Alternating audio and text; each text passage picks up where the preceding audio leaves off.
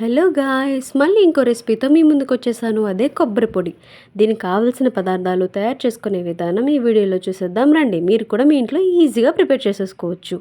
So ముందుగా ఇందులోకి cup కొబ్బరి ముక్కలు అండ్ కొంచెం ఎండుమిర్చి అండ్ ఒక కప్పు మినప్పప్పు అండ్ హాఫ్ టేబుల్ స్పూన్ మెంతులు అండ్ కొంచెం నిమ్మకాయ సైజ్ అంత చింతపండు అండ్ రుచికి సరిపడా సాల్ట్ని తీసుకుందాం. ఇప్పుడు ప్రాసెస్ చూద్దాం రండి.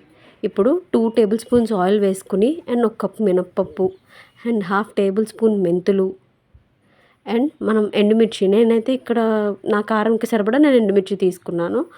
సో ఇప్పుడు వీటిని సిమ్లోనే పెట్టుకుని ఈక్వల్గా దోరగా వేయించుకోవాలి.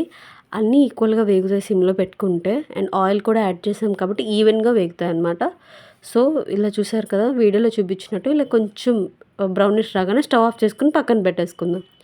ఈలోపు మిక్సీ జార్లోని కొబ్బరి ముక్కలు అండ్ చింతపండు, రుచికి సరిపడా సాల్ట్ అండ్ ఇప్పుడు వేయించుకున్న మిశ్రమం మొత్తం వేసుకుని దీన్ని మిక్సీ పట్టేసి పక్కన పెట్టేసుకోవాలి.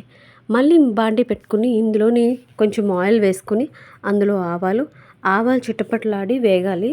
ఆవాలు చిటపటలాడిన తర్వాత ఇప్పుడు మిక్సీ పట్టేసుకున్నాం కదా కొబ్బరి అండ్ మినప్పప్పు, ఆ పొడి మొత్తం ఇందులో వేసేసుకోవాలన్నమాట.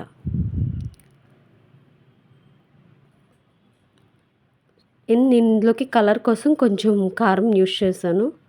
మీరు స్కిప్ చేసేసుకోవచ్చు కలర్ అవసరం లేదనుకుంటే. నేను కారం వేసుకున్నాను.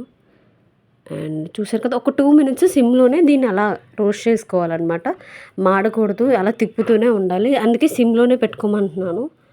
సో దీన్ని బాగా ఇలా వేయించేసుకొని ఒక 2 మినిట్స్ తర్వాత స్టవ్ ఆఫ్ చేసేసుకోవడమే. అంతే, ఈజీగా కొబ్బరి పొడి రెడీ అయిపోయింది. మీరు దోశల్లోకి, ఇడ్లీలోకి, అది కాకుండా అన్నంలోకి చేసుకుంటే చాలా టేస్టీగా ఉంటుంది. మీరు కూడా మీ ఇంట్లో ట్రై చేసి ఎలా ఉందో నాకు కామెంట్ సెక్షన్లో చెప్పేయండి. Bye guys.